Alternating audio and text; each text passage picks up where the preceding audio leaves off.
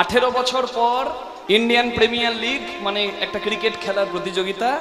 18 বছর পর সেই প্রতিযোগিতায় ভারতের সর্বশ্রেষ্ঠ অন্যতম খেলোয়াড় বিরাট কোহলির দল কালকে বিজয়ী হলো রয়্যাল চ্যালেঞ্জার্স ব্যাঙ্গালোর। 18 বছর পর 18 দিনের 18 অধ্যায়ের মহাভারত, 18 দিনের কুরুক্ষেত্র যুদ্ধ, 18 অক্ষহীনী সেনা, 11 অক্ষহীনী কৌরবদের, 7 অক্ষহীনী পাণ্ডবদের নিয়ে হলো 11 আর 7 18 অক্ষহীনী সেনা। তাহলে 18 অক্ষহীনী সেনার যুদ্ধ, 18 দিনের যুদ্ধ, 18 অধ্যায়ের মহাভারত।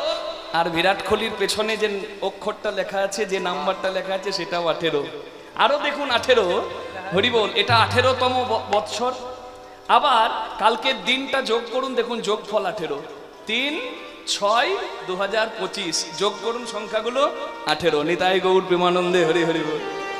সংযোগটা বুঝতে পাচ্ছেন তো? এই সংযোগটা কেন হলো? এই সংযোগটা একবার চিন্তা করে দেখুন।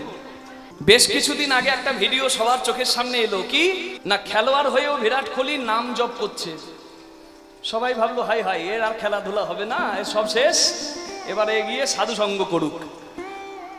কিন্তু যারা ধর্মপ্রাণ সনাতনী তারা বুঝতে পেরেছে যে আধ্যাত্মিকতার কত মূল্য। বিরাট কোহলি বহুবার গেছে কোথায়? বৃন্দাবনে রাধারানীর পরম সেবক প্রেমানন্দ মহারাজের কাছে। যে প্রেমানন্দ মহারাজের কাছে তার মুখের বাণী শুনে, তার প্রেমের কথা শুনে, তার ভক্তির কথা শুনে বহু মানুষের পথ বদলে গেছে। ব্যভিচারী মানুষ সদাচারী হয়েছে, এটাই তো সাধু সঙ্গের গুণ। সেই প্রেমানন্দ মহারাজের কাছে এই যে টি20 বিশ্বকাপ জেতার পর, চ্যাম্পিয়ন্স ট্রফি জেতার পর বিরাট কোহলি তার স্ত্রীর সঙ্গে নিয়ে সেখানে গিয়ে নামের মালা জপ করছে আর সাধুর সঙ্গে কথা বলছে। আহা, কি অপূর্ব দৃশ্য! হ্যাঁ, আর আমরা কি করছি?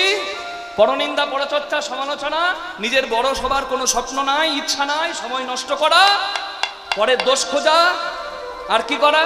অখাদ্য কুখাদ্য গ্রহণ করা। বিরাট কোহলি ভেগান, মানে জানেন তো, বিরাট কোহলি কিন্তু মাংস আহার করে না। তার ফুর্তি দেখেছেন? কালকে এত উঁচুতে লাভ দিয়েছে বাবা, আপনি সারা জীবন চেষ্টা করলে বোধহয় লাফাতে পারবেন না। কেন? তাহলে তার কি শক্তি নাই? জয় রাধে, সব জুগিয়ে দেবে গোবিন্দ। কি নাই? শুদ্ধ আহারে কি নাই? সব কিছু আছে। জয় রাধে, তার জয় জয় হলো। এখানে প্রমাণ হয়ে গেল যে ধর্মকে আশ্রয় করে কেউ যদি সৎ বাসনা জানায় আর সদ্গুরুর চরণ আশ্রয় করে সৎসঙ্গে জীবন কাটায়, তার জয় জয় হবে।